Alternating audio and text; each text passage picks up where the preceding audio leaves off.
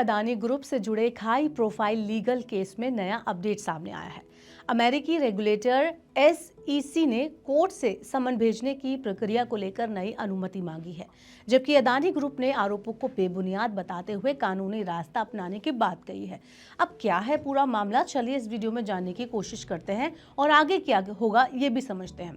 तो रॉयटर्स की खबर के मुताबिक अमेरिका में चल रहे एक हाई प्रोफाइल लीगल केस में US securities and exchange commission यानी SEC ने न्यूयॉर्क की एक अदालत से अनुरोध किया है कि वो भारतीय उद्योगपति गौतम अदानी और सागर अदानी को सीधे ईमेल के जरिए समन भेजने की अनुमति दे।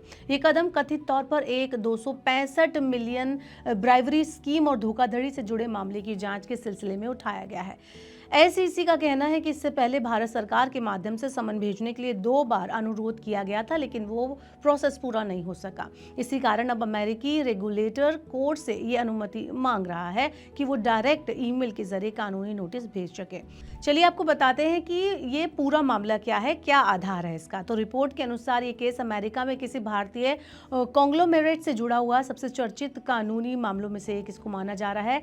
SEC पिछले साल से अदानी ग्रुप के संस्थापक और उनके सीनियर एग्जीक्यूटिव को औपचारिक समन भेजने की कोशिश कर रही है। हालांकि अदानी ग्रुप पहले ही इन आरोपों को बेसलेस यानी कि बेबुनियाद बता चुकी है और ये स्पष्ट कर चुकी है कि वो सभी कानूनी विकल्पों का इस्तेमाल करके अपना बचाव करेगी। कंपनी का रुख रहा है कि वो कानूनी प्रोसेस का सम्मान करती है और मामले को उचित फोरम पर चुनौती देगी।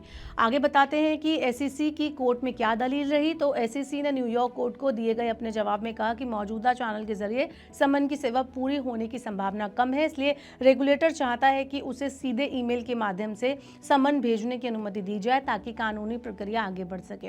वहीं भारत सरकार और लॉ मिनिस्ट्री की प्रतिक्रिया क्या है वो भी जान लेते हैं।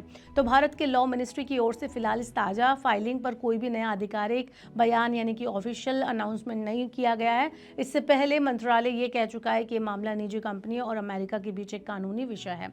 अब अगर मार्केट और इमेज के नजरिए से इस पूरी सिचुएशन पर नजर डालें तो इस पूरे घटनाक्रम को अंतर्राष्ट्रीय रेगुलेटरी प्रोसेस के तौर पर देखा जा रहा है। ऐसे मामलों में अक्सर लॉन्ग लीगल प्रोसेस चलता है और अंतिम नतीजे कोर्ट के फैसलों पर ही डिपेंड करते हैं। वहीं अदानी ग्रुप लगातार ये दोहराता रहा है कि वो अपने बिजनेस ऑपरेशंस, गवर्नेंस और लीगल स्टैंड को लेकर आश्वस्त है और कानूनी तरीके से अपनी स्थिति स्पष्ट करेगा। तो कुल मिलाकर ये एक लीगल प्रोसेस है, अंतिम फैसला कोर्ट का होगा। फिलहाल ये मामला US लीगल सिस्टम के तहत एक ऑनगोइंग प्रोसेस है जिसमें SEC ने केवल समन डिलीवरी के तरीकों को लेकर कोर्ट से अनुमति मांगी है। अदानी ग्रुप की ओर से आरोपों को खारिज किया गया है और कंपनी ने कानूनी लड़ाई लड़ने का भरोसा जताया। आने वाले टाइम में अब यह देखना अहम होगा कि कोर्ट इस अनुरोध पर क्या फैसला लेता है और ये केस किस दिशा में आगे बढ़ता है। फिलहाल ये पूरी घटनाक्रम एक कानूनी प्रोसेस है और रेगुलेटरी अपडेट के रूप में देखी जा सकती है, न कि किसी अंतिम निर्णय के रूप में।